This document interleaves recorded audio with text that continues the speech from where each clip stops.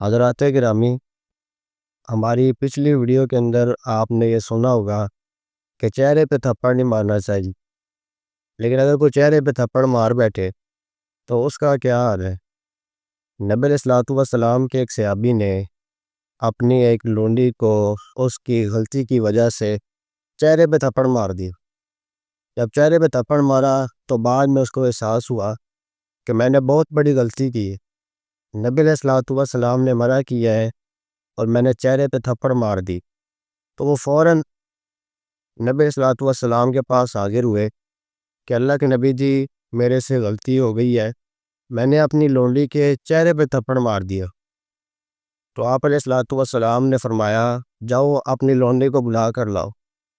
لونڈی حضور کی خدمت میں حاضر ہوئی۔ آپ علیہ الصلوۃ والسلام نے فرمایا، این اللہ، اللہ کی ذات کہاں ہے؟ یوں اشارہ کر کے کہتی ہے، اللہ فی السماء، اللہ آسمانوں میں ہے۔ پھر حضور نے اپنے متعلق پوچھا تو کہنے لگی، انت رسول اللہ صلی اللہ علیہ وسلم، آپ تو اللہ کے رسول ہیں۔ پھر آپ علیہ الصلوۃ والسلام نے اپنے اس صحابی کو کہا، کہا تو اس کو آزاد کر دے۔ آپ علیہ الصلوۃ والسلام نے اس کو آزاد کروا دیا اور کہا کہ یہ مومنہ ہے۔